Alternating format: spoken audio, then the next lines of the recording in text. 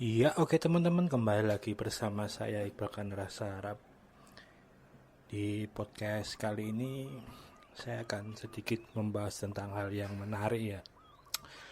Bagaimana Cina berhasil menguji hampir 1,5 juta orang untuk virus corona dalam satu hari ya, yang bahkan itu sebenarnya hasil yang bisa dicapai oleh Australia dalam beberapa bulan pengujian ini ya. Buat saya ini menarik sih, sehari bisa 1,5 hampir 1,5 juta. Mungkin kalau di berita-berita sih ini seperti tes uh, terbanyak ya yang dilakukan oleh suatu negara ya.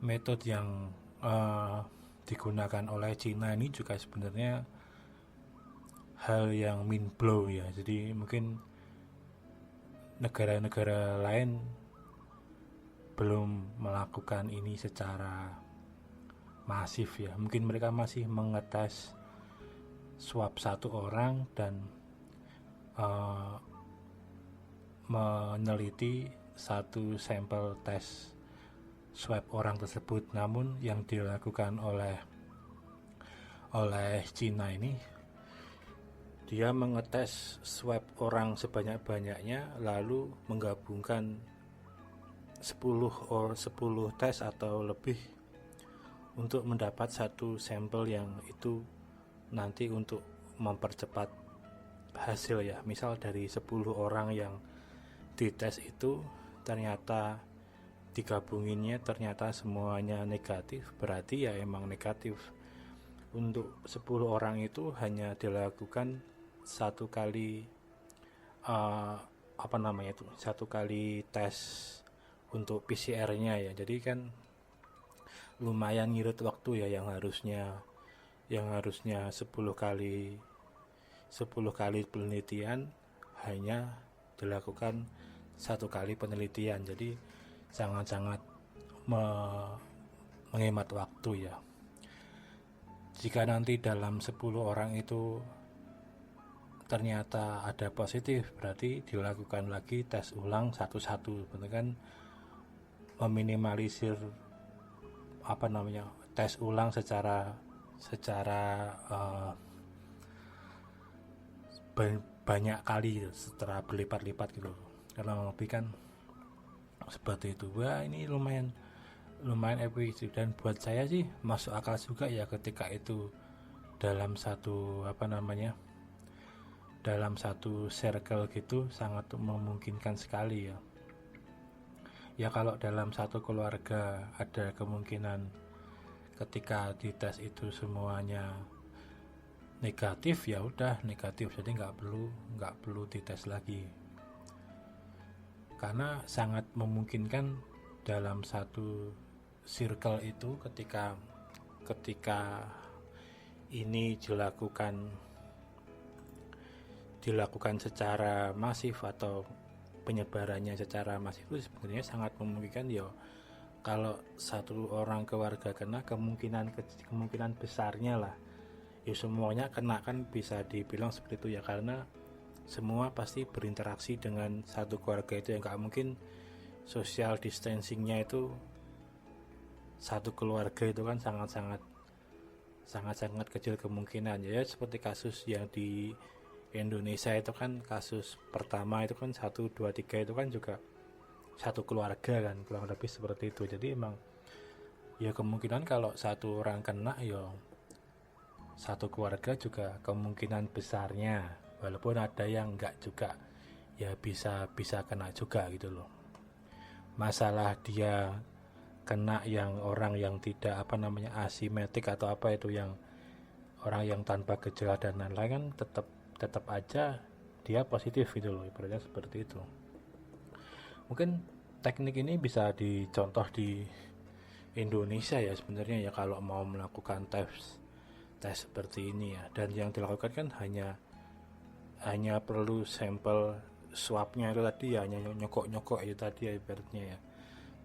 Dan untuk tesnya kan hanya sampel 10 orang dijadiin satu ya, jadi sangat-sangat kecil kemungkinan. Dan ketika 10 orang yang dijadiin satu itu masih satu circle ya, untuk mencari orangnya juga lebih enak karena dia emang sudah satu kelompok itu dulu.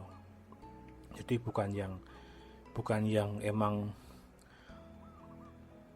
random orang yang dikumpulin per 10 itu kan juga enggak. Jadinya untuk hasil akhirnya juga kemungkinan besar lebih cepat juga, karena tadi yang dites kan emang satu circle itu ya, jadi lebih tes ya. Menurut saya nggak usah dimodifikasi sih, langsung dicontoh aja sih, karena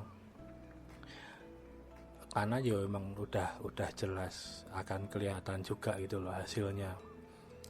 Kalau hasilnya cepat keluar ya otomatis kan jumlah positif, negatif dan lain-lain kan jadi lebih akan banyak data ya. Ketika data banyak, orang yang positif ternyata banyak dan lain-lain, tentang kebijakan nantinya berekonomi dan lain-lain itu jadi lebih enak ditatanya ya. Oh emang harus lockdown lagi. Oh emang berarti emang bisa dibebasin ini untuk daerah ini buat bisa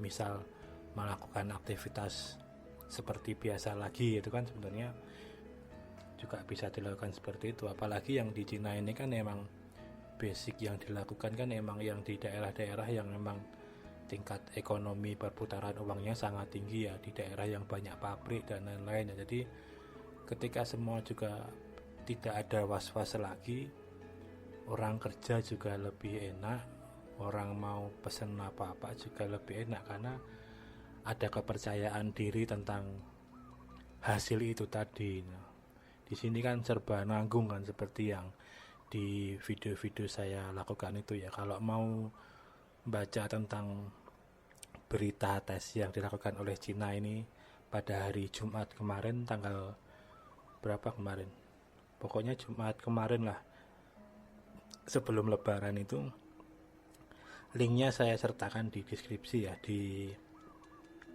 ABC Net itu udah dibahas ya. Buat saya sih masuk akal juga cara seperti itu dan benar-benar bisa dicontoh ya. Sekali lagi saya ngomong ini, saya bukan virolog atau dokter hewan atau dokter kandungan atau dokter apa ya, tapi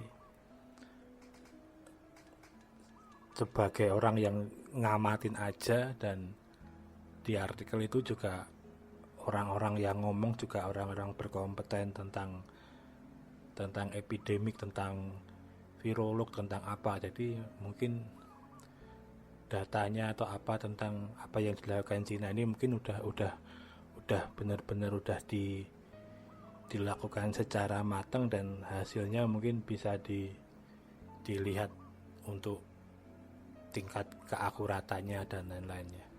Oke teman-teman, mungkin segitu dulu podcast dari saya ini. Semoga ekonomi lekas membaik. Salam olahraga.